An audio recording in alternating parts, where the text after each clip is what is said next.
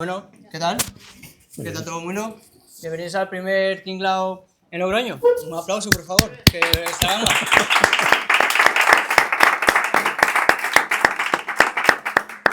A ver, contamos un poquito de qué va Time to Sing, por si alguno no conoce de qué va. Pero es un movimiento que genera el libre pensamiento, ¿vale? En lo que es la sociedad de ahora. ¿Por qué? Porque es muy importante tener vuestra opinión propia. No dejar de llevar por redes, no dejar de llevar por el ruido que se genera, que tanto nos molesta y nos perjudica. Entonces, se comenzó este proyecto hace 4 años, con charlas, con amigos y con ponentes top, como es aquí Torralba.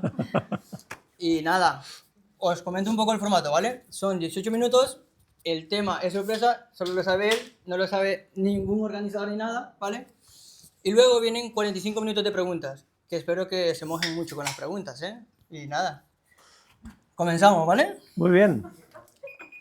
Esta es la... Ahí la llevas. Muy bien, pues buenas tardes. En primer lugar, agradezco la invitación. Agradezco mucho también el trabajo que han hecho los organizadores, algunos que han venido desde Madrid, porque hoy era, ¿no? la primera vez que se hace esto en Logroño. Tengo que decir que yo vivo en Pamplona, soy profesor de universidad, doy clase de ética, esa es mi área.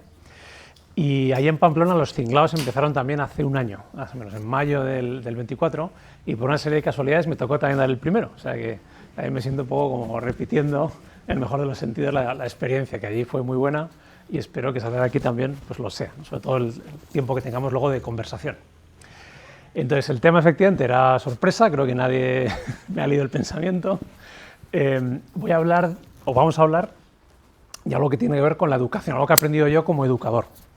Y que es acerca de cuando uno se pregunta cómo es la nueva generación, o sea, la gente que tiene pues, no sé, entre 15, 25, 30 años, ¿no? Que esos son los jóvenes de verdad, que hay gente joven de verdad, hay gente joven a secas, pues sobre todo los que somos un poco más mayores, yo ya no soy joven ni a secas ni de verdad, nos preguntamos, bueno, ¿y por qué hay estos cambios, ¿no? O por qué la gente joven, cuando te relacionas con ella o cuando están en clase, pues de repente te sorprende, ¿no?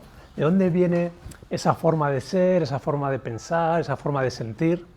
Entonces, quiero hablar de eso y quiero dar 3 claves. Podría dar más y luego, si en el turno de preguntas pues hay interés o, digamos, tiramos del hilo, pueden salir más ideas. Pero de lo que voy a hablar, y sería como el título, ¿no? Siempre ayuda a decir, bueno, ¿de qué hablo? Entonces vamos a hablar de lo que se llaman los estudios generacionales. La palabra estudios en general es muy mala porque parece que voy aquí a dar una conferencia y en realidad no, pero sí que voy a coger una serie de ideas, que es lo que voy a presentar. Voy a presentar 3 ideas que vienen de gente que se dedica a estudiar cómo son las nuevas generaciones. O sea, la gente cuando cumple 18 años, sobre todo en el ámbito anglosajón de Estados Unidos, hay psicólogos sociales, sociólogos y también educadores que se dedican a preguntarse: ¿y esta gente que llega a los 18 años, cuáles son sus valores? ¿Cuál es su forma de ver el mundo? Y van comparando, digamos, los de 18 años de ahora con los de hace 10, 15, 20, 30 años. Entonces, en esos estudios generacionales, lo que se ha ido viendo es que los que ahora tienen eso, entre 15 y 30 años, han cambiado bastante. Entonces, hago una breve introducción. En esos estudios que se llevan haciendo a lo mejor desde hace 70 o 80 años, había siempre una tendencia, que era la gente joven, la gente cuando llega a los 18 años, lo que más busca es la libertad, lo que más busca es la autonomía, que además es muy lógico, ¿no? O sea, lo propio del joven es que lo que quiere es independizarse, empezar su vida, también ese punto, ¿no? Pues de rebelarse, o sea, eso no solo es propio, sino incluso que es sano. O sea, el joven que no tiene un punto de rebeldía, pues le falta algo, ¿no? O sea, hay que pasar por ahí, ¿no? Luego ya llegará uno a la vida adulta, ya se asentará o que sea, habrá tomado sus decisiones. Entonces, lo que empezaron a ver estas personas que estudiaban a las nuevas generaciones era que de repente esa curva que iba cada vez, digamos, hacia arriba en buscar autonomía, buscar libertad, de repente ya se estancaba. No es que de repente fuera hacia abajo del todo, pero sí que ya no era un continuo progreso de buscar cada vez más libertad, sino que decía, pues ahora los jóvenes también buscan seguridad. Y dices, eso es raro, ¿no? O sea, un joven en general, digamos, por definición, lo que tiene que buscar no es seguridad. Entonces pongo solo un ejemplo. viene mucho de Estados Unidos, que es donde son estos estudios, pero creo que es bastante gráfico. En Estados Unidos, cualquiera que haya, pues, las películas las hemos visto todos, muchos habréis estado en Estados Unidos. Ahí para hacer cualquier cosa necesitas un coche. Si no tienes coche, no eres nadie, ¿no? O sea, no puedes ir a hacer ningún plan, no puedes visitar a nadie. Y además ahí uno se puede sacar el carné con 16 años. Entonces, ¿qué es lo primero que hace o hacía un joven cuando llegaba a los 16 años? Sacarse el carné de conducir para poder tener autonomía. Pues de repente ya no todo el mundo se sacaba el carnet de conducir, o ya no era tanta la mayoría de gente, ¿no? Entonces, toda esta gente que iba estudiando las nuevas generaciones, ¿y esto por qué? ¿Y esto de dónde viene? ¿De dónde viene este cambio? Entonces voy a dar 3 razones que explicarían por qué ha habido este cambio de tendencia, que también creo que se puede ver en países como el nuestro, como España, incluso en sitios como en Logroño, como en Pamplona, ¿no? Que son ciudades más pequeñas, o sea, no, es muy distinto de Estados Unidos, ¿no? Aquí vivimos muy tranquilos, pero también me parece que esos rasgos yo por lo menos los veo cuando me relaciono con los estudiantes y cuando doy clase o trabajo con ellos. Entonces, los 3 rasgos. El primero es la ausencia del padre. Y eso tiene una consecuencia que es la fragilidad. Esa es la primera idea que quiero decir. Voy a explicarlas brevemente y luego podemos desarrollarlas. El segundo rasgo, que lo tengo aquí apuntado, que me lo he apuntado para decirlos por orden, es la personalización. Ya lo explicaré. Cuando se hablan de temas que tienen que ver con la vida o que tienen que ver con la ética, yo me dedico a eso, hay una cosa muy nueva que es que las personas más jóvenes enseguida personalizan. O sea, tú hablas de un tema ético y explicaré qué quiero decir con eso. Y lo tercero, que es con lo que empezaré, es la sospecha como actitud. ¿De acuerdo? Pues voy a empezar por esto último. Hay un libro, que si alguien lo busca en internet lo verá, se titula Generación Einstein. Más que un libro, es un folletito de 30 páginas, que está hecho por una agencia de marketing de Holanda. Entonces, ¿qué tiene que ver esto con lo que estamos hablando? Mucho. ¿Por qué? Porque no sé, que hay gente que se dedica al marketing. Quien se dedica al marketing lo que tiene que descubrir es cómo vender un producto. Y para vender un producto, ¿qué tienes que hacer? Conocer a tu potencial comprador. Y sobre todo, si es gente joven, que es la que empieza a tener poder adquisitivo, pues lo que tienes que hacer es ver cómo es su mentalidad. Entonces, todos esos estudios que he dicho de sociología, de psicólogos sociales, de cómo son los jóvenes, les interesan también a las agencias de marketing. Entonces, esta agencia hizo como un perfil de la nueva generación. Le llamó generación Einstein. ¿Por qué? Entonces, porque decía, porque son la generación más lista de la historia. A lo mejor suena un poco atópico. Y en parte es verdad, en el sentido de que es una generación más educada que las anteriores, con más acceso a la información que nunca. Pero más allá de eso, que digamos, eso es conocido, lo que me interesa destacar es esto. El cambio que hay con la generación más joven con respecto a la anterior es que cuando un joven ve un anuncio, cuando un joven ve una serie de televisión, si no aquí podemos hacer luego el test, enseguida se pregunta qué hay detrás, o enseguida se pregunta cómo me quieren vender el producto, o enseguida se pregunta cuál es el interés que mueve al que ha hecho esto, ¿no? Sea el anuncio, sea la serie, sea lo que sea. Y eso es bastante nuevo. Porque en las generaciones anteriores pues uno veía el anuncio, pues ya sabías que te querían vender algo, pero no estabas como con el clic de enseguida pensar ¿y qué hay detrás? ¿No?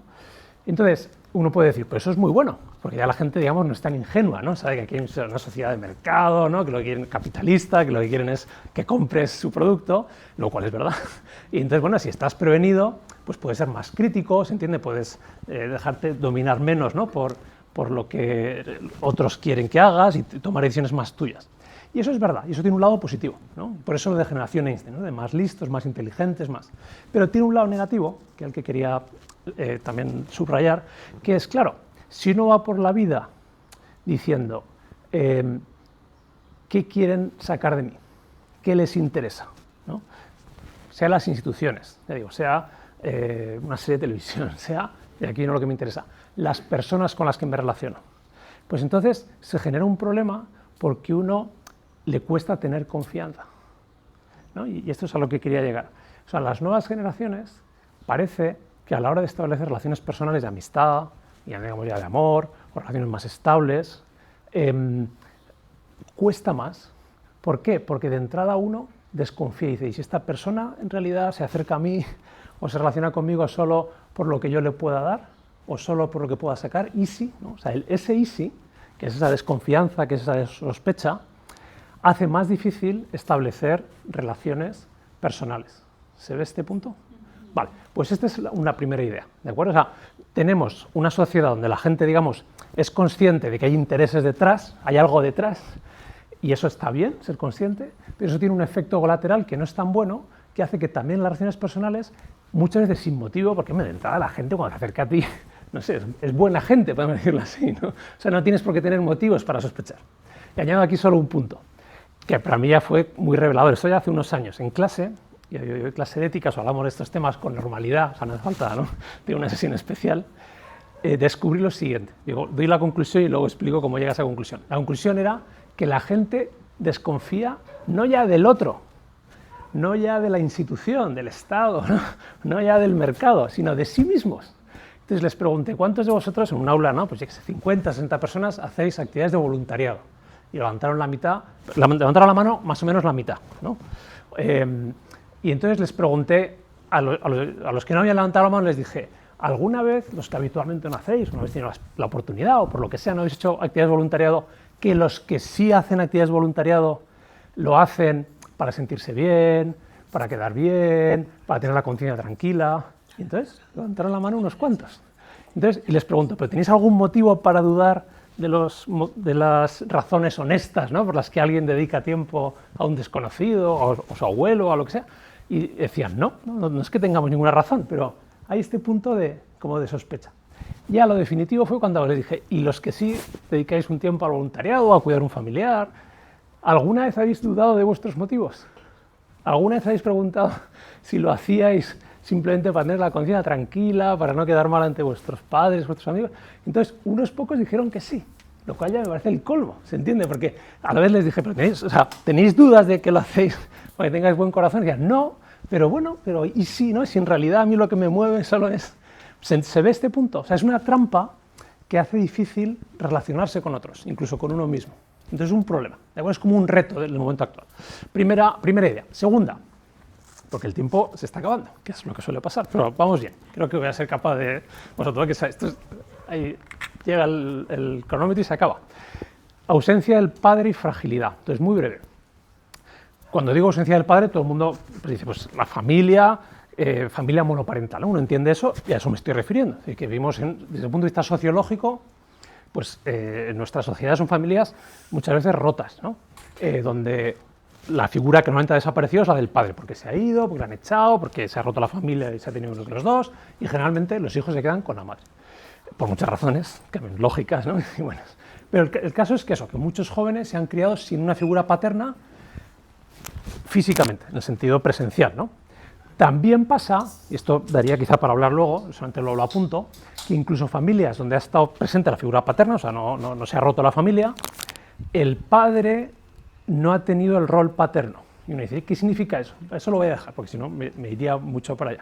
Pero esto es una cosa de la que hablan los psicólogos. Incluso la idea que podría desarrollar luego es una idea de Freud. O sea, no es una idea, no sé, ideológica o política, es una idea, digamos, como muy antigua, ¿no? De que hay dos roles, el rol materno y el rol paterno, que tampoco se identifican estrictamente con el padre y la madre, o sea, también son intercambiables. O sea, la madre puede tener cierto rol paterno y el padre cierto rol materno, y es muy bueno, pero lo importante es que haya los dos roles.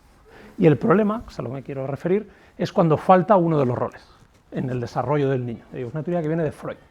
Y hoy en día, lo que dicen también los estudios de estos de generaciones es que ha faltado la presencia del padre, la presencia del rol paterno. ¿De acuerdo? Entonces, ¿qué consecuencia tiene eso?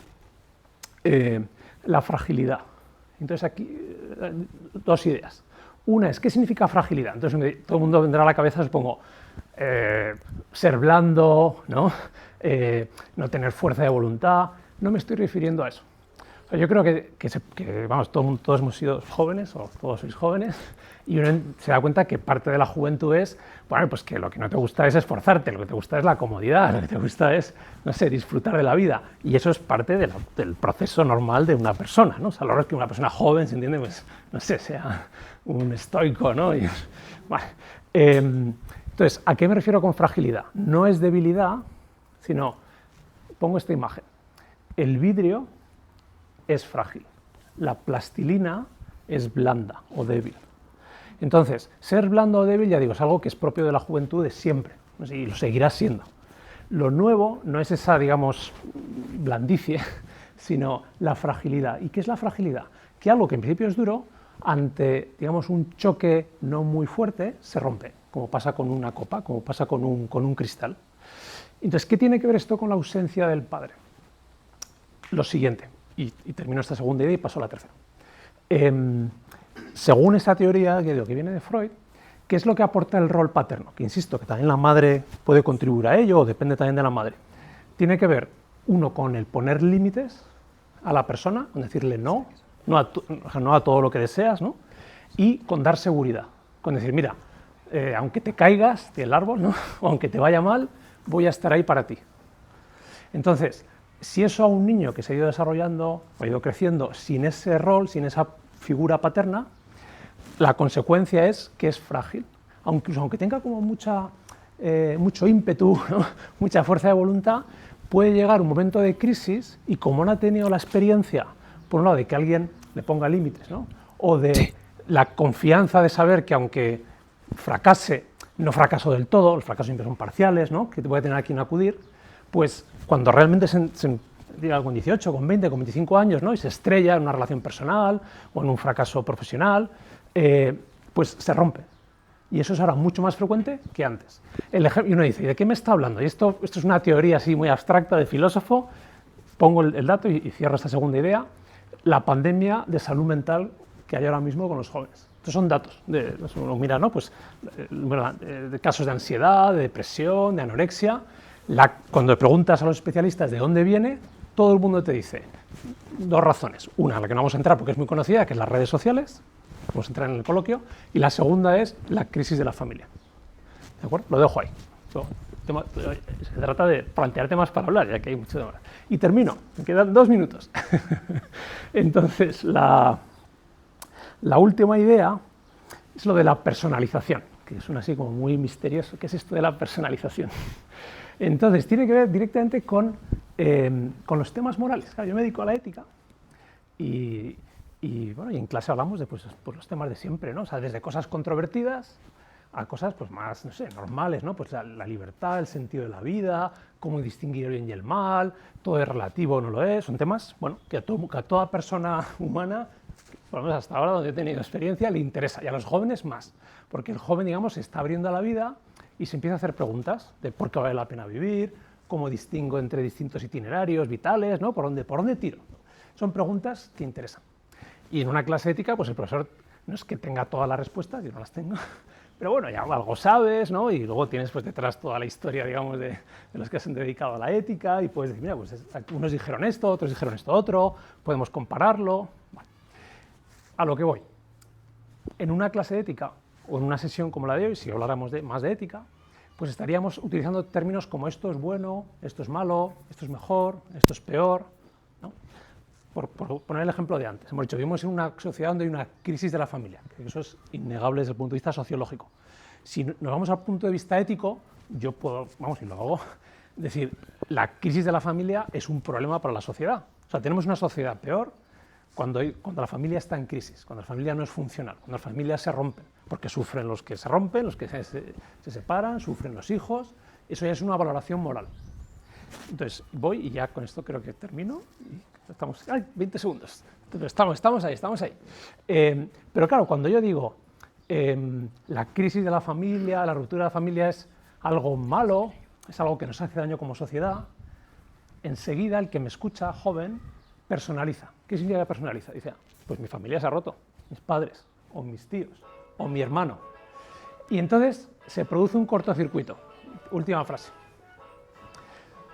La última frase es, el cortocircuito es que, digamos, con la cabeza, con la teoría, ¿no? En el aula, pues ellos ven muy claro que esto es un problema y que, por ejemplo, como sociedad deberíamos intentar, no sé, pues poner más mediación familiar, apoyar a las familias que tienen problemas para intentar que la cosa no se rompa, yo qué sé, tener una red social más fuerte, eso se ve, pero claro, parece que si dices que es malo que haya problemas familiares, estás diciendo, esto es lo que me interesa, que mi padre, que mi madre, que mi tía, que mi hermano, que mi amigo es malo. Y entonces, claro, dices, ya, yo no, y tú sabes que esa persona no es mala. Entonces, ahí se produce un cortocircuito que hace muy difícil hablar de temas éticos hoy en día. Porque, digamos, en el nivel de la teoría, en el nivel de los datos, está como muy claro, pero luego enseguida, claro, no sé cómo decirlo, si al hablar de lo bueno y lo malo parece que estás llamando bueno o malo a alguien que estás juzgando, dices, yo no quiero juzgar a nadie, o yo no soy quien para juzgar, y es verdad. Pero a eso hace difícil, y ahora sí que termino, el que nosotros como seres humanos necesitamos hablar de la ética y poder distinguir, no sé, qué modos de vivir son mejores, cuáles son peores, qué hace mejor a la sociedad, qué hace peor. Y al hablar de eso no estamos necesariamente juzgando a nadie. No sé si se ve. O sea, uno dice, y ya sí que cierro, los profesores hemos decidido esto, lo decimos 3 veces y a la tercera lo hacemos, que es, o sea, una sociedad donde las familias fracasan es una sociedad que tiene un problema. Decir eso no es decir en absoluto que fulanito de tal, fulanita de tal, que ha fracasado, sea malo por eso, porque los fracasos tienen muchos motivos y muchas veces no son literalmente culpa de ninguno de los dos, sino del contexto o de muchas circunstancias. Pero eso no debería llevarnos a no ver que realmente es un problema social. O sea, y que como sociedad tendríamos que reconocer, pues sería mejor que la gente no tuviera que sufrir de esta manera. Y sin embargo, hoy en día eso no es fácil. Este es el punto. Este es el punto que quería decir. He planteado 3 temas, creo que da para hablar bastante de cada uno de ellos y estoy a vuestra disposición. Muchas gracias, José María. No, la verdad. Bueno, pues como habéis visto, esto la verdad que mola mucho. Esto no fuera posible sin ayuda de los patrocinios de Fundación Tatiana, Fundación Ibercaja, Banco Ibercaja y Estrella Damm, ¿vale? Ahora viene un momento muy importante, que es incomodar al ponente. Quien tenga una pregunta, por favor que sean puntuales, no vamos a dar monólogos de cada quien, de nuestra vida, yo soy fulanito, ¿no? Sino que sea puntual, ¿vale? Primera pregunta, ¿alguien? Ahí va. Se van pasando esto, ¿vale? Hola, yo quería preguntar si crees que esta generación actual que dices que es frágil, ha tenido que afrontar, reformulo. Mi pregunta es, ¿crees que las generaciones anteriores, que no son tan frágiles, han tenido que afrontar retos del mismo calibre que esta generación joven que tú consideras frágil, en el sentido económico, por ejemplo? No, gracias. Sí, muy buena pregunta. O sea, yo he hecho una presentación y de cada tema hay, digamos, mucha tela que cortar. Entonces, podemos irla cortando poco a poco. Entonces, la pregunta es muy buena porque, efectivamente, yo he hecho un análisis, ¿no? Y, digamos, lo que aquí se presenta sería como una explicación alternativa. Es decir, la generación que tiene ahora entre 15 y 30 años vivió la crisis económica, vivió la crisis del COVID, ¿no? Vivió también esta crisis de la que sí que he hablado, ¿no? Más social, ¿no? de ruptura familiar. Pero efectivamente habría como factores que se llaman muchas veces materiales, ¿no? Económicos, como diciendo, o las expectativas laborales, ¿no? O sea, de la crisis económica pues sigue... Por ponerte un ejemplo, y no te interrumpo más, por valorar por intentar equiparar las dos generaciones, comparemos, por ejemplo, el coste de acceso a la vivienda en relación a los sueldos de hace 50 años y ahora, por poner un ejemplo. Sin duda. O sea, mi respuesta a eso es, y además me da ocasión de explicar algo que también es importante. En esos estudios generacionales de los que he hablado, lo que explican es, digamos, cómo es la manera de pensar de los más jóvenes. Ahora, la pregunta es, ¿por qué los jóvenes piensan así? O sea, ¿de dónde les viene, digamos, esa manera de afrontar la vida o esa fragilidad supuesta, que es la pregunta en concreto? Entonces, aquí viene lo que me interesa destacar. No es por elección propia. No es que el joven diga, ay, que me rompo, ¿no? Ay, que la vida es muy difícil y no quiero enfrentarme a ella. No va por ahí, ¿no? Sino que es algo que se llama así cultural. ¿Qué significa cultural? Pues que está en el ambiente, que sobre todo alguien, pues desde pequeñito, lo adquiere, digamos, o lo interioriza, esa es la palabra, por ósmosis. Porque efectivamente ve y dice, uy, pues mis padres tienen problemas económicos, uy, que no sé, que no podemos pagar la hipoteca, uy, que empiezo a tener un trabajo y es que no me da ni para vivir fuera de casa. Entonces, son cosas, experiencias, ¿no? O también pues la propia, las narrativas, la televisión, las series, etcétera, te hacen ver el mundo de esa manera, ¿de acuerdo? Entonces, el que tú veas el mundo de esa manera depende de muchos factores. unos factores se llaman materiales, como por ejemplo las condiciones económicas. Entonces, por supuesto que vivir en una sociedad donde es difícil independizarse, pues te hace buscar la seguridad, no sé cómo decirlo. O sea, si fuera fácil empezar tu vida, pues más gente la empezaría, ¿no? ¿Se entiende? O sea, es como un círculo vicioso. O sea, como de hecho es más difícil, por las condiciones en este caso económicas, pues más cuesta. Pero yo aquí lo que quería como subrayar es el aspecto un poco más ético, y cuando digo ético me refiero al más personal. O sea, hay como una manera de ser, ¿no?, que es como un obstáculo. Ya digo, insisto, no porque la persona haya elegido ser menos valiente o ser menos fuerte.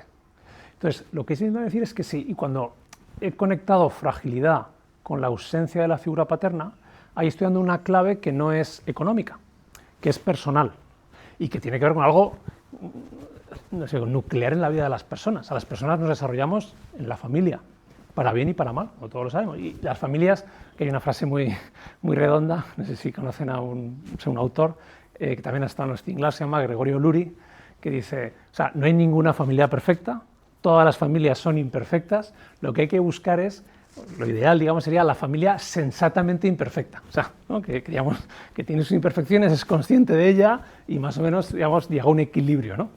O sea, que tampoco hay que ir al ideal, ¿no?, que a veces parece que los filósofos dicen, bueno, solo lo que es perfecto funciona. Eso no es realista, ¿no? Entonces, a lo que voy es, los factores económicos también influyen, sin duda, están en la base. Yo aquí lo que creo que subrayar es que no son lo... Hola, buenas tardes. Yo quería hacer una pregunta respecto a la falta de la parte paterna que has contado. Entonces, según los estudios, ahora falta más la parte paterna, pero yo, por lo que tengo entendido y propias experiencias, antes los hijos los criaban solo las madres También, y los padres estaban fuera todo el día. Eso, sí. Entonces, ¿no puede ser que el tema de poner límites lo hacía la madre y ahora que la madre trabaja, falta esa educación 100% hacia los hijos? No creo que tenga que ver con el padre, porque antes no estaba el padre. Ahora es cuando está de vez en cuando, y si falta eso... Sí. Entonces ahí no le veo mucho sentido. Sí, muy buena también apreciación.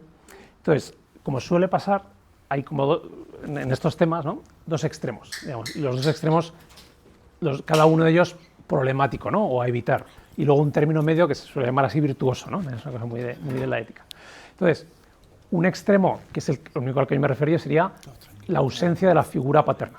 Cuando digo figura, sería podemos utilizar también rol paterno, que a veces es literalmente porque no está el padre físicamente y a veces es porque no está ese rol dentro de la familia, ¿no? El rol, yo lo he resumido, se podría hablar más, podemos hablar más. Uno, en el poner límites, ¿no?, el decir no, pero evidentemente lo puede hacer la madre y no puede hacer el padre, por eso insisto, no es, y efectivamente, habitualmente ha sido más la madre que el padre, sin duda. Y el otro, el de dar seguridad, y también la madre puede dar seguridad. Pero, y aquí puedo completar, claro, un niño, cuando se desarrolla, no necesita solo que le digan que no, necesita solo seguridad, que necesita también el ser acogido, ¿no? Entonces eso, en estas teorías que vienen sobre todo de Freud, es el rol materno, que también un padre puede acoger y puede abrazar, y debe, ¿no? O sea, no solo puede, sino que debe. Pero ya digo, el punto aquí está en la complementariedad de los roles, esa es la idea. Entonces he dicho que hay un extremo que es el día de la ausencia de la figura paterna y el otro, hablando solo del problema del padre, que es digamos, el problema que había en generaciones anteriores, que era el padre, digamos así, autoritario, presente pero ausente, ¿no?, desentendido de la educación de los hijos, ¿no?, porque solo la madre era la que estaba en casa y el padre estaba fuera. Eso también es muy problemático y eso es lo que hemos, digamos, o sea, cada generación tiene sus problemas. Y aquí me he referido a la más actual, ¿no?, que tiene problemas nuevos. No, y también me ayuda esta pregunta para decir, no necesariamente, no sé cómo decirlo, ¿la nueva generación tiene más problemas que las generaciones anteriores? Creo que no, simplemente son distintos. Y desde luego, si algo me gustaría que quedara claro es, no es que la nueva generación, no sé cómo decirlo, sea peor. Eso ya es como además, si me permite, voy a contar una historia que esto lo ilustra. Son problemas distintos. En mi generación, ¿no?, que es la de algunos de aquí, ¿qué es lo que pasaba como fruto de esa educación donde el padre estaba ausente, se desentendía, ¿no?, era distante, autoritario, etc., ¿no? Pues, por ejemplo, bueno, quizá faltaría un paso intermedio, pero no, por cerrar este punto. eso lleva a veces a dobles vidas. O sea, a que uno eligiera un modo de vivir, por ejemplo, una profesión o una orientación en la vida sobre los valores, porque era lo que su familia le marcaba, ¿no? O lo que el padre marcaba, pero sin estar completamente de acuerdo con ello, o sin estar convencido de que eso era lo mejor. Era porque es lo que dice mi familia, es lo que hay que hacer, es porque había un sentido de autoridad como muy fuerte. Pero si eso no era fruto de la convicción personal, ¿qué pasa? Cuando llega a los 35, a los 40, a los 45 años, dice, pues se acabó esta manera de vivir, que no es la mía. Eso con la nueva, se entiende, ¿no? El punto. Uno puede estar de acuerdo o no. La nueva generación no pasa eso. La nueva generación tiene un valor muy positivo, lo menciono ahora, que es la autenticidad. O sea, es cierto que hay infinidad de modos de vivir, en el sentido de caminos en la vida.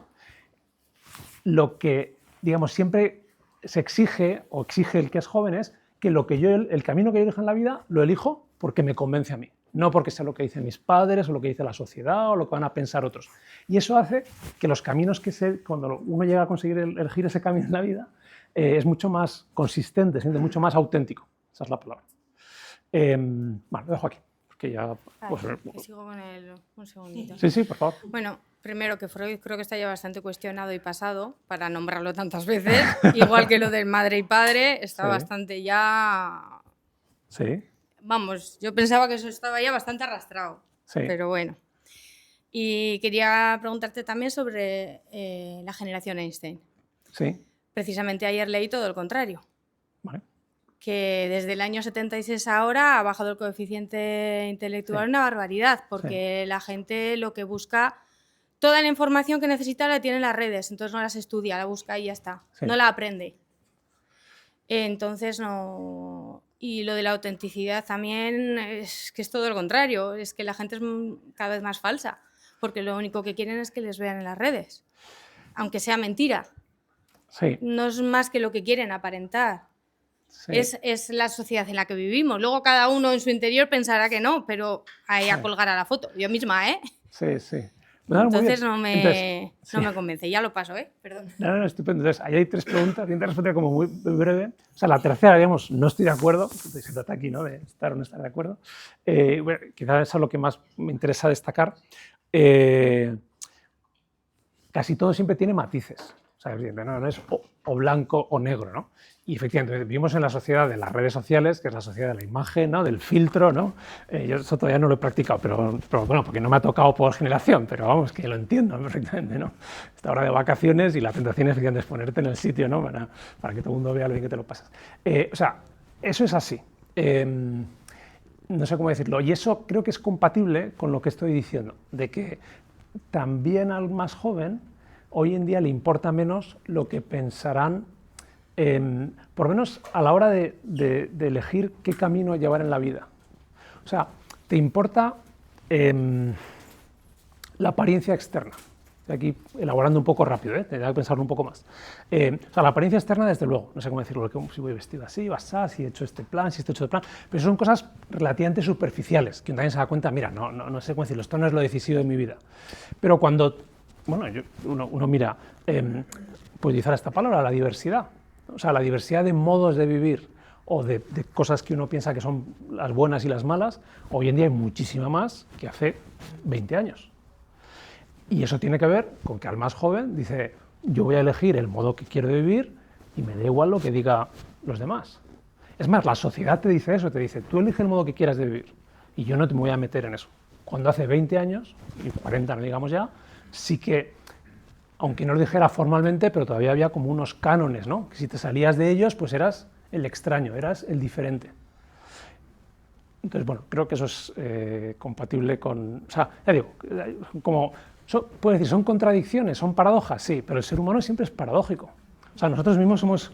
Pero, o sea, jóvenes y menos jóvenes, ¿no? ¿Es compatible las dos cosas? Creo que sí. Eso es lo que respondería. Y al otro podemos hablar más adelante. Bueno, es que tengo buena voz, no... Quisiera ahondar un poco también en lo que ha dicho ella sobre la figura paterna. Es que a mí me ha descuadrado mucho, creo que estoy en bastante desacuerdo con esa afirmación, no solo de la figura paterna, sino de la familia nuclear. Y hay ejemplos muy concretos. Hace 75-80 años hubo una guerra civil y murieron 1.800.000 padres. Sí. Esa generación salió adelante, con esos cánones que tú has marcado, que Sí. has dicho ahora. Había unos cánones que marcaban y tal. Siempre se ha dicho que no educaba, que educaba a la tribu, Sí. ¿no? Sí. Como que yo creo que cuando se habla de creo que habría que definir ese concepto que tú has dado como paterno, Sí. creo que no depende de la familia. Vale. Creo que el concepto que tú has lanzado, en mi opinión, como paterno, Sí. es un concepto más macro, por así decirlo, que requiere de esos cánones que marcaba la sociedad. Sí. Y creo que, bueno, es que no... No, perfecto, ¿eh? Yo O sea, soy padre divorciado, Sí. creo que soy un ejemplo para mis hijos Sí. y creo además que se produce el efecto rebote. Sí. Y es que cuanto menos estás, más te buscan. Sí. Y también va en la línea de lo que has dicho de la rebeldía. La rebeldía suele ser en contraposición precisamente a la figura del padre, Sí. muchas veces. Sí. Entonces creo que en esa línea yo no estoy de acuerdo con lo que has afirmado. Vale. Diría dos cosas. Uno, que no estemos de acuerdo es genial, ¿no? Se trata de pensar, y también yo aprendo de cada... Tampoco es que me dedique todo el día a dar sesiones, pero el tercer cinglado en el que estoy, y luego ya digo, como hay clase de ética, hablamos continuamente de estos temas y salen, ¿eh? Y yo aprendo, y agradezco mucho las intervenciones. Pero justo en esto creo que estamos de acuerdo, o sea, con ese matiz de... Yo hablaba efectivamente de la familia nuclear, ¿no? El padre, la madre y los dos hijos, lo que sea, ¿no? Y tú has introducido, usted, como quieras, la tribu, ¿no? Es decir, la comunidad, vamos a tampoco decir la sociedad entera, no todo el Logroño entero, pero en fin, la red familiar extensa, el colegio, no sé, ¿no? Los amigos, ¿se entiende? Completamente de acuerdo. Y justo al decir, claro, esa rebeldía es contra la figura paterna, que no es el padre, sino que es la autoridad, ¿no? O los cánones. 100% de acuerdo. O sea, en el sentido de que el problema que yo he intentado simplemente señalar, de que la ausencia de la figura paterna lleva a un problema de fragilidad, eso es lo que he querido decir. Si cambiamos figura paterna por la autoridad, es decir, ya no hay unos cánones de qué es lo correcto, sino vivimos en una sociedad, puedo decirlo de dos maneras, una provocando, que es la que creo que interesa aquí, no, provocando a veces se entiende, porque puede provocar más preguntas, ¿no? O puedo decirlo de otra manera, pero es la misma idea, voy a decirlo de las dos. Una es, vivimos en una sociedad relativista. ¿Relativista qué quiere decir? Que si alguien pretende, sobre todo los profesores de ética, a veces parece que queremos hacer eso. No, yo no quiero hacer eso. Como decir, esto es lo correcto, esto es lo verdadero, esto es lo bueno, le decimos, pues eso lo dirás tú, ¿se entiende? O ¿qué autoridad tienes tú para decir que esto es lo verdadero o lo bueno? O sea, que vivimos en una sociedad relativista es que no se reconoce ninguna autoridad, sea una persona, sea una ideología, sea un partido, sea una religión, que tenga la verdad, o sea, ¿se entiende? Sino que cada uno tiene que encontrar su verdad. Eso es lo que significa relativismo. Creo que estamos de acuerdo que vivimos en ese tipo de sociedad. Pero ese tipo de sociedad es el que hace que no haya esos cánones, que no haya esos límites. ¿Se entiende? Porque la diferencia entre bueno y malo es un límite. Y entonces eso tendría ese efecto que he dicho antes de la fragilidad. O sea, de que es más difícil tener seguridad. O sea, con eso lo que quiero decir es que estamos de acuerdo en el diagnóstico. La figura de eso la es. familia nuclear. Exactamente, no. O sea, eso es. Pero que el problema sería, y cierro con esto, o sea, si vivimos en una sociedad donde no hay una figura, digamos, rol de autoridad, ¿no? O un principio, digamos, principio sí que es la palabra, ¿no? De autoridad, eso en los más jóvenes tiene un efecto que no siempre es positivo. O sea, la tesis aquí también, digamos, un poco, o sea, fuerte en el sentido de que, bueno, que se puede discutir, ¿no? Es en el desarrollo de alguien humano, ¿no? Que crece, necesita un principio de autoridad, sea del padre, sea de la tribu, sea de la sociedad. Si ese principio de autoridad no está, eso lleva a un desarrollo frágil. Hoy en día vivimos en una sociedad donde no se reconoce la autoridad, por razones que también son legítimas, como diciendo, porque se propone la libertad, se propone que cada uno busque su camino. Y eso está bien, no sé cómo decirlo, porque veníamos de lo contrario. Pero, si se me permite, creo que se va a entender, nos hemos, en mi opinión, claro, todo esto es mi opinión, evidentemente, nos hemos pasado de frenada. Hemos ido de un extremo autoritario a un extremo donde hay cero autoridad. Y que haya cero autoridad en la sociedad, o tendente a cero, ya se entiende, siempre hay un poco, no tiene un efecto positivo del todo, o tiene efectos negativos en el desarrollo de los jóvenes. ¿De acuerdo? Bueno, eso es lo que puedo decir. Ahora, yo no sé esto. A ver, yo tengo dos cuestiones que plantear aquí. Yo tengo una hija de 15 años, o sea, está ahí, y mis dos cuestiones en cuanto a fragilidad, en cuanto a autoestima de los adolescentes y de la gente joven son estas. Primero, yo creo que nuestros adolescentes y la gente joven están viviendo a nivel histórico un momento bisagra. Yo les veo como una generación bisagra. Creo que está habiendo un cambio de paradigma social de lo que hemos estado nosotros, los boomers, como nos llaman, viviendo, a lo que están viviendo ellos. Y ellos son la transición. Y creo que eso es como moverse en arenas movedizas, o sea, estar en una incertidumbre que creo que eso provoca fragilidad. Creo que a todos nos provocaría un estado mental, psicológico, emocional, incluso de salud súper frágil. Estar viviendo en una incertidumbre continua, te quedas sin trabajo, no consigo trabajo, tengo que pagarle. O sea, eso a nosotros como adultos, por muy formados, entre comillas, que yo creo que la gente se forma hasta que se muere, nos provocaría eso. Creo que ahora a nivel social están viviendo un cambio de paradigma de una cosa a otra. Y están en ese campo que es la nada. O sea, no hay nada realmente a lo que agarrarse. Es como si estuviesen viviendo un momento de aire, ¿no? O sea, hemos vivido tierra, aire, ¿no? No sabemos si vamos al fuego, el agua o la tierra otra vez, pero es como, ¿dónde me agarro, no? Y creo que eso es algo que yo percibo. O sea, la sociedad ha cambiado en 20 años la pera. O sea, y yo tengo 53 y de cuando yo nací ahora es que no tiene nada que ver. O sea, es que nada, pero a ningún nivel, ni tecnológico, ni social, nada. O sea, yo cuando era pequeña, 2 hombres cogidos de la mano dándose un pico por la calle era impensable, o sea, los echaban al Ebro. Y ahora está mucho más normalizado. Quiero decir que a nivel social ha cambiado mucho. Y creo que hasta que eso se asiente socialmente, que haya ese tipo de normas que yo creo que son necesarias para convivir, hasta que eso esté como un poco más asentado, creo que esta generación está ahí como, sin duda, ¿no? Como flotando. Y creo que eso provoca esa inestabilidad, en todos los aspectos. Yo no sé si tú estarías de acuerdo con esto. Y segundo... ¿Respondo a lo primero? Porque tengo memoria RAM corta. No, espera. Memoria de estoy de acuerdo. O sea, esa idea de que estamos en un momento bisagra o en un cambio de época, creo que es así. O sea, no solo los jóvenes, sino todos, ¿no? Pero claro, los que les toca, digamos, el peso más fuerte es al más joven, porque hay mucha incertidumbre, porque el futuro no está claro por muchas razones, digamos, de tipo material, pero también de tipo intelectual. Y sobre todo lo inquietante de hablar de cambio de época es que no sabes que la época ha cambiado hasta que eso ha pasado. O sea, que si realmente estamos en un cambio de época, que creo que lo estamos, en el sentido cultural, social, de valores, tampoco sabemos hacia cómo va a acabar esto. O sea, en ese sentido me parece que es así. Y que eso también explicaría esa... Yo a veces utilizo a hablar de estos temas, el término, vamos, que no es nada original, desorientación. O sea, el joven está desorientado. Entonces, añado aquí un elemento que creo que ayuda. ¿Por qué está desorientado? Porque vivimos en una sociedad que desde el punto de vista de las leyes, desde el punto de vista de los valores, una sociedad que, digamos, que ha conseguido que haya libertad. Entonces, libertad, ¿qué quiere decir? Tú vive como quieras, o sea, nadie te va a juzgar, nadie te lo va a impedir, o sea, tú decides qué quieres para ti, mientras no hagas daño a otro, mientras convivamos, ¿no? Y entonces, eso es un valor positivo de la libertad.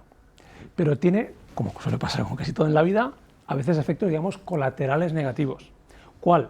El que tú dices, vale, la sociedad ¿qué te ofrece? ¿Qué te ofrece a alguien que cumple 15, 18 años? Libertad, que está muy bien, no sé cómo decirlo, o sea, lo contrario, si me preguntas así rápido, es peor. O sea, ¿qué es mejor, libertad o no libertad? Libertad, o sea, no sé cómo decir, la libertad es algo necesario para los seres humanos. Pero, si la libertad es, por decirlo, el valor único, ¿qué sucede? Cuando alguien tiene 15, 18 años y dice, vale, de acuerdo, ¿y qué hago con mi libertad? ¿Y cómo distingo qué modo de vida es el mejor? O sea, por poner un ejemplo que también ayuda, ¿no? ¿Qué estoy pensando en eso? ¿El modo de vida de buscar el éxito a toda costa? ¿El modo de vida de que solo busco mi interés, ¿no? Y a los demás los utilizo? ¿El modo de vida que soy alguien generoso, que estoy dispuesto a, no sé cómo decirlo, a renunciar a cosas por hacer el bien a mi familia, a los que tengo cerca? ¿Qué modo de vida es el mejor?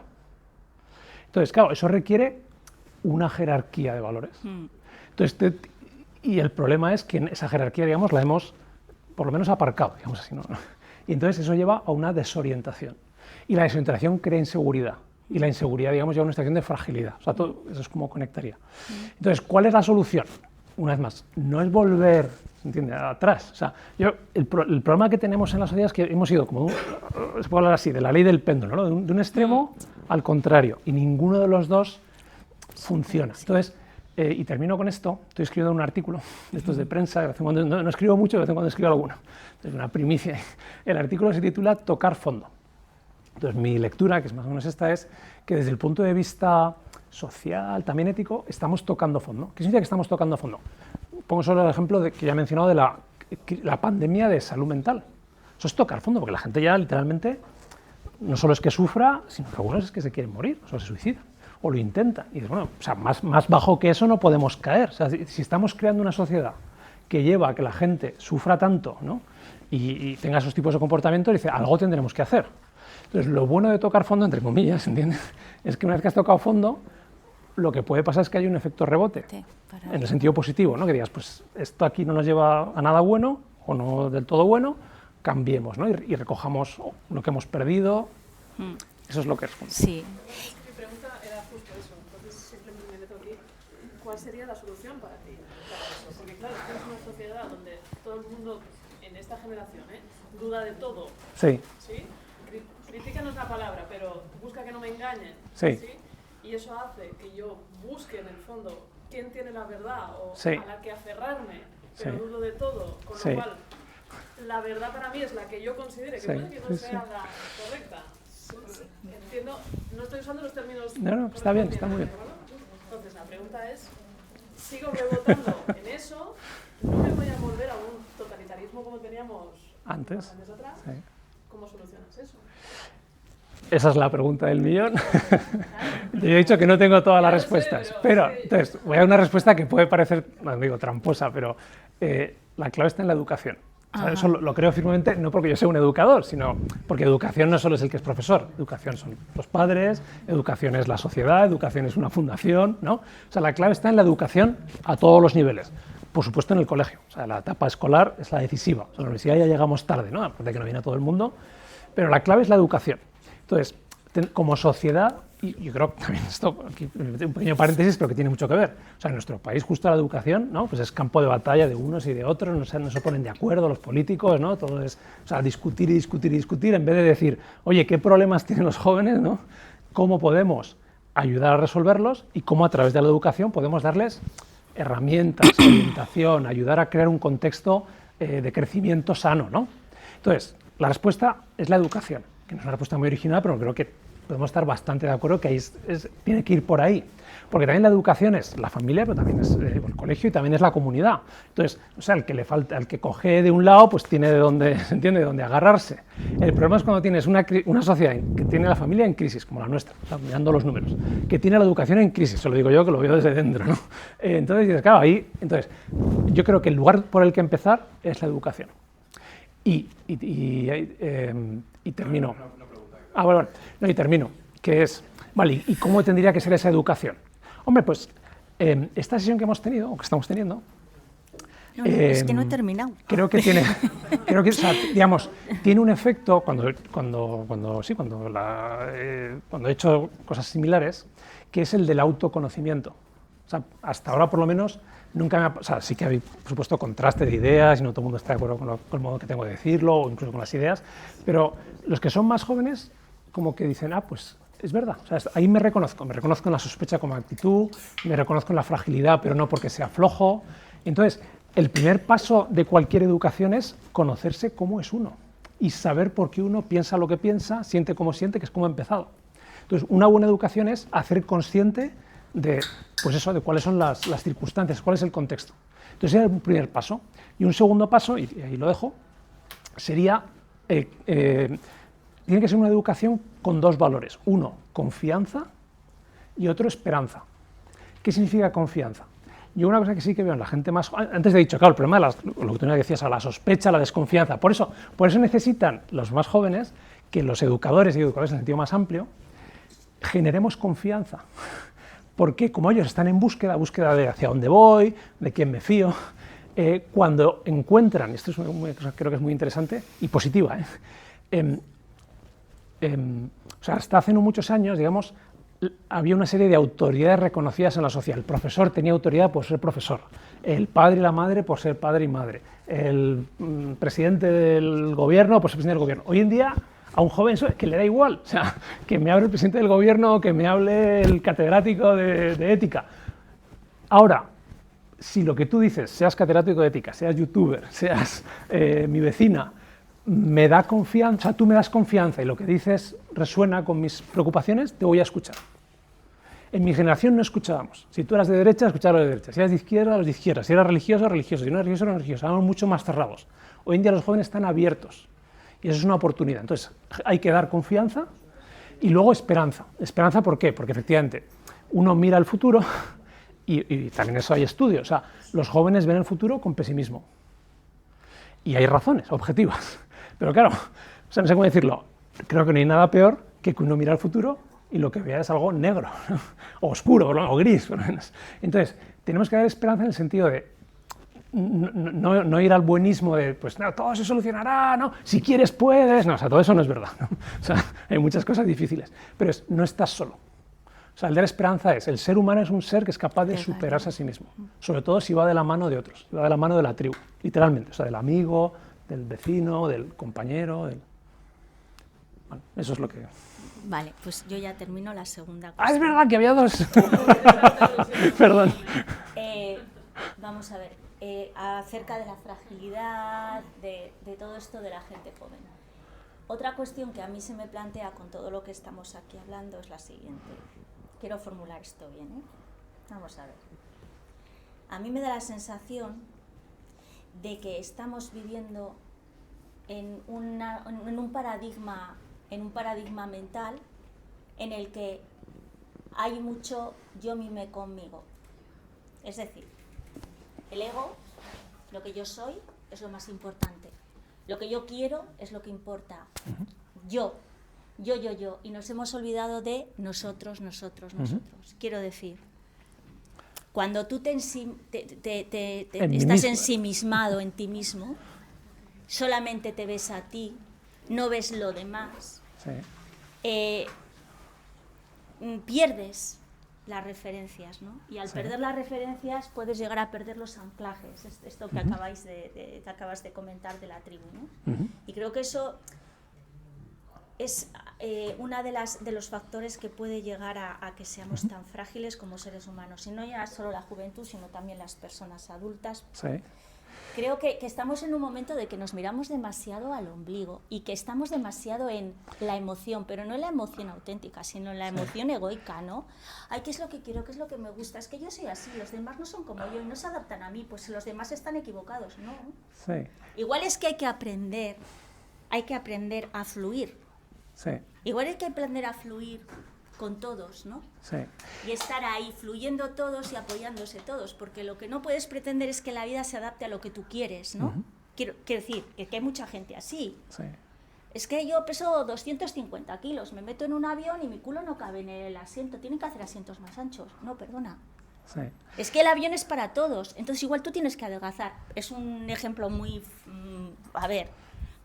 muy extremo y igual muy, yo qué sé, pero creo que ahora estamos en un momento en que la sociedad está infantilizada, eso es lo que quiero decir, ¿no?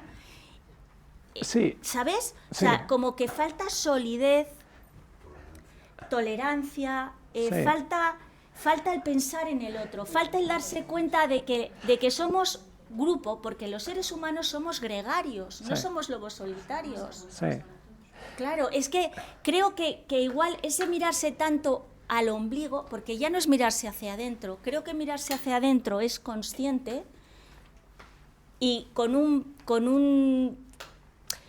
inteligencia, con Sí. peso emocional, Sí. y mirarse al ombligo es como los niños que si la realidad no se adapta a mí, como que ya no me sirve, ¿no? Sí. Y me da la sensación de que hay mucho de eso hoy en día. No Sí. sé si estáis de acuerdo o no, pero somos más egoístas todos. ¿pero por qué?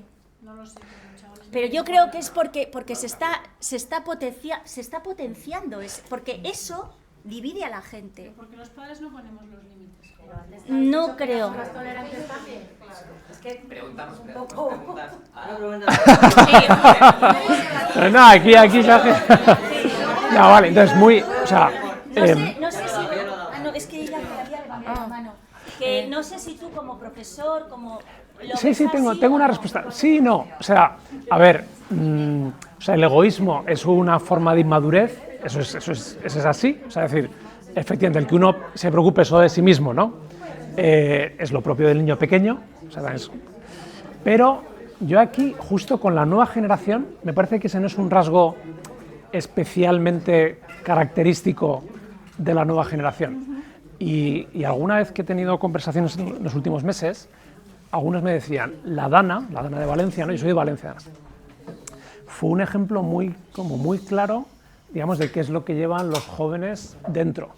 O sea, y aquí una vez más la paradoja. Tú dices, el joven, ¿no?, puede estar entontecido por las redes sociales, porque las redes sociales lo que buscan es que te entontezcez, o sea, que estés todo el día con el scroll.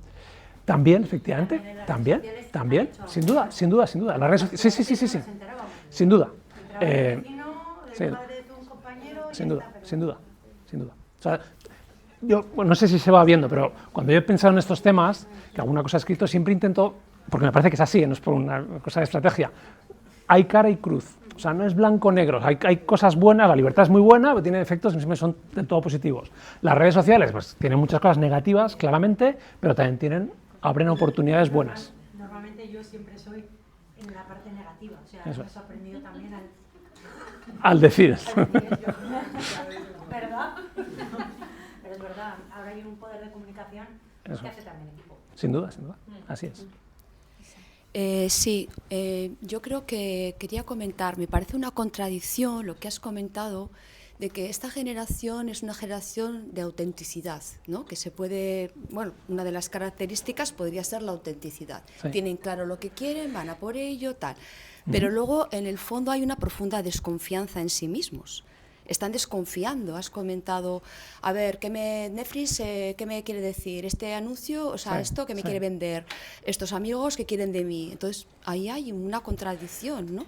¿Cómo explicas esto? Sí, es la paradoja, o sea, la paradoja en el sentido de, o sea, antes utilizaba esta expresión, y la repito ahora, que es, los seres humanos somos capaces de contradecirnos. O sea, sé cómo decirlo, de nosotros mismos en nuestras vidas, digo, yo hago una cosa y hago la contraria, y soy la misma persona, sí. Y dígame, no sé cómo decirlo, ¿eso está bien? No, o sea, eso no puede durar mucho tiempo, no es sostenible, o sea, al final tiene que imponerse una manera de ver las cosas, una manera de vivir, o sea, no puedes vivir en permanente contradicción, pero sobre todo cuando uno es más joven, que haya esas contradicciones, me parece que es incluso casi comprensible, porque uno está incluso, se puede decir, como experimentando, y más si vivimos en una época de desorientación, pues no sé cómo decirlo, que uno tenga su lado egoísta, egocéntrico, narcisista, y a la vez tenga ese buen corazón, pues es, no sé cómo decirlo, bueno, me parece que es lo que hay. Entonces la clave es qué es lo que al final se va a imponer. Entonces, y ahí es donde entra lo de la autenticidad, que es, yo no, cuando digo, quizá no lo he explicado bien, ¿no? O no lo he dicho suficientemente claro, que es, cuando digo autenticidad no es que tenga las cosas claras, no he querido decir eso. Además, autenticidad no significa eso, sino que significa que cuando por fin, no sé cómo decirlo, uno toma decisiones en la vida, ¿de qué hago? Pues no sé, cojo una pareja, empiezo una relación, cojo un trabajo, no cojo un trabajo, paréntesis con lo del trabajo, ¿no? Creo que también la gente que está en empresas, o sea, las empresas están absolutamente desconcertadas con la nueva generación, no saben cómo tratarles, no saben cómo retenerles. ¿Por qué?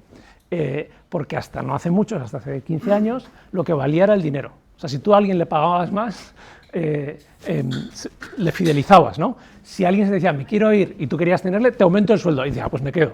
Hoy en día no, hoy en día... Perdón. A mí me encantaría que me intentaran retener con Vale. De acuerdo. Quedan dos preguntillas. Tú tenías una más, ¿no? Sí, simplemente Vale. era un comentario. Vale, y luego, Sí. tú tenías otra, ¿no? Vale. Sí, Solo cierro lo de la autenticidad. La autenticidad no es... De acuerdo. A ver, esto es de modo general, ¿eh? Lo que dicen las...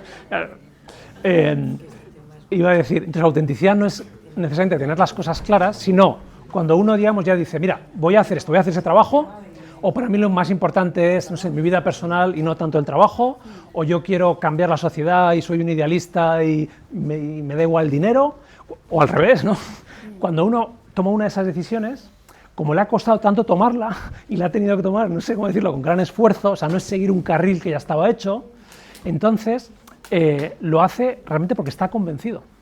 Y eso es más auténtico que cuando uno simplemente lo hacía porque era lo que se esperaba de él, porque era el hijo del farmacéutico, pues el farmacéutico, o sea, el hijo de... Eso es lo que quiero decir. Está claro. Una última apreciación. ¿Crees que hay un problema? Yo creo que sí que lo hay. ¿Hay un problema de comunicación en las familias? Me explico.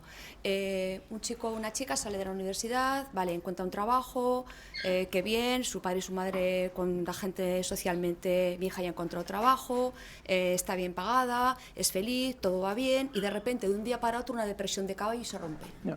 Sí, sí. ¿Qué pasa ahí? ¿Todo va bien? ¿Y el sí. padre o la madre realmente no quieren ver más allá Sí, del sí. exito Sí, social de sí. su hija o su hijo? Sí. ¿O que tengo una respuesta hay una falta de comunicación? magnífica pregunta. Es que, ¿qué pasa? Voy a verlo con una pregunta que es, ¿cuántos han visto la serie de Netflix Adolescencia? Poca gente. La recomiendo vivamente, ha sido un fenómeno, ¿no? Además mucha gente ha escrito sobre el tema. Entonces, sería un ejemplo de esto, un ejemplo extremo, ¿no? Bien, es una serie que es ficción, porque es un chaval de 13 años, ¿no? Pacífico, buenico, decimos en Pamplona, ¿no? Y luego, pues, bueno, no voy a hacer mucho spoiler, pero en fin, la cosa acaba muy mal, ¿no? Y dices, los padres, hacia el final de la serie, digo, no quiero estropearla del todo, pero decir, ¿qué hemos hecho mal? Y sobre todo, no conocíamos a nuestro hijo. O sea, entonces, eso, la respuesta es sí, y que esa es parte del problema. Y series como Adolescencia, aunque digo, tenga su punto un poco extremo, ¿no? Para iluminar, pero ilumina una realidad. Eso, o sea que sí, sí. Pero ahí también, perdona, igual es un poco también tema de sociedad. Antes estaba más el camino marcado, porque como te salieras, Sí, te daban. sí. Ahora es todo vale. Todo vale. Claro, entonces nosotros, que somos padres de las generaciones de ahora, Sí. de repente nos vienen las redes sociales.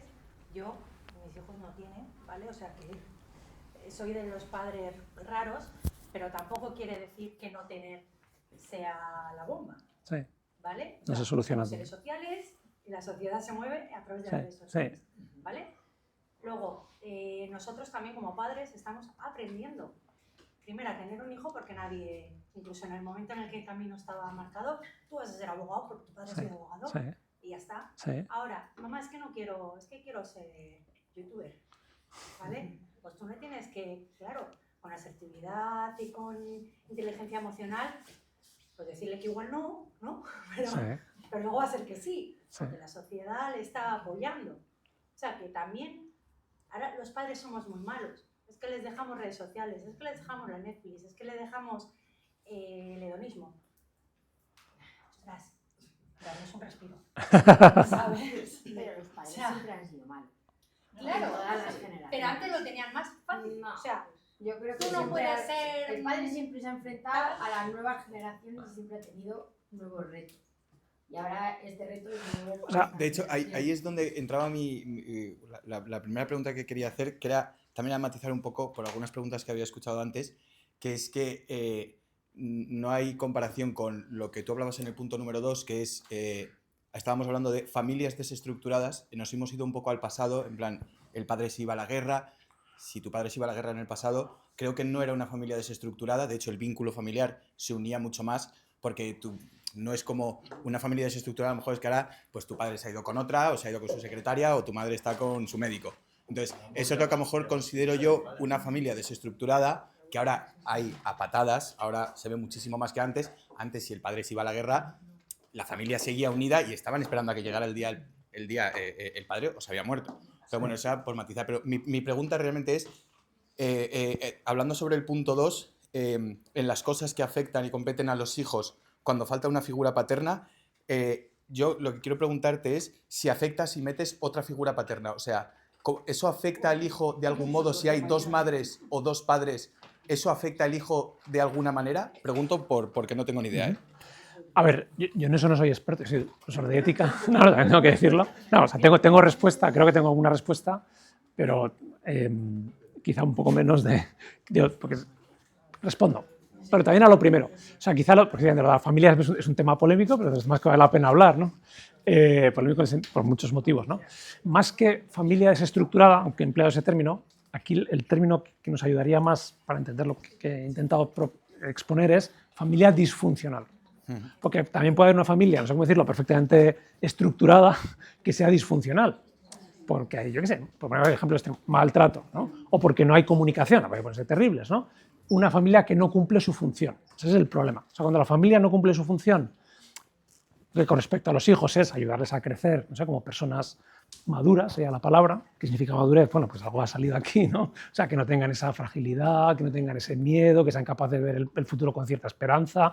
Me atrevo a decir que eso es madurez, ¿no? Una persona madura es una persona que consigue enfrentarse a los problemas con razonable seguridad, ¿se entiende, no? Eso, entonces, familia disfuncional más que desestructurada. Evidentemente hay una conexión entre las dos. O sea, es más probable que una familia desestructurada sea disfuncional que lo contrario, probable en sentido estadístico, ¿de acuerdo? Pero creo que disfuncional es la palabra aquí más útil. Y respecto a lo segundo, yo he intentado utilizar, ya digo, de lo que he leído de ese tema, la idea de rol materno y rol paterno. Y he dicho también, el rol paterno lo puede cumplir la madre, es más, parte del rol paterno lo tiene que cumplir la madre.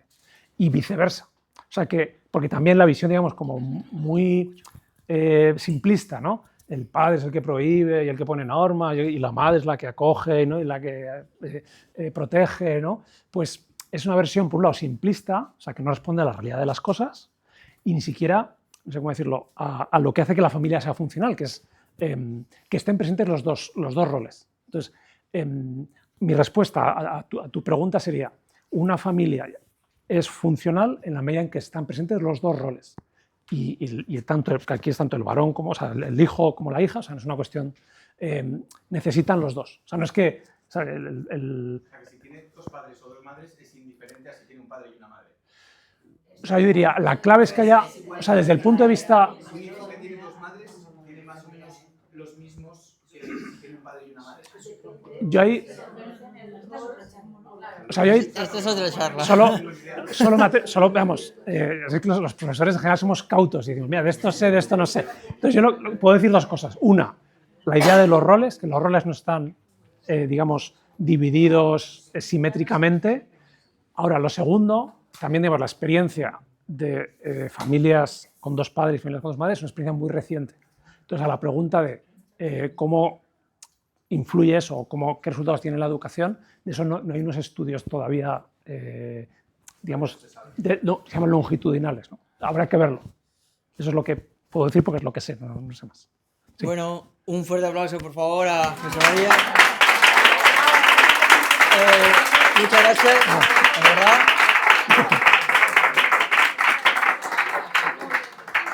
Espero que les haya gustado mucho, que estos convivios son muy buenos para todo el mundo. De nuevo, una vez, gracias a Fundación Tatiana, Fundación Ibercaja, Banco Ibercaja y a Estrella Damm por ser los patrocinadores y colaboradores del evento, ¿vale? A José María aquí y a todos vosotros que estáis aquí presentes, ¿vale? Ahora vamos... Y a los organizadores. A los voluntarios. Quien quiera ser voluntario se puede apuntar también, ¿vale? Bueno, ahora viene el postpartido. Si queréis dialogar algo más, tú te quedas un ratillo más, imagino, ¿no? Estoy disponible. Y hay pizzas, ¿vale? Pizzas, cervezas, agua, Coca-Cola, lo que queráis para vosotros, ¿vale? Muchas gracias. Enhorabuena.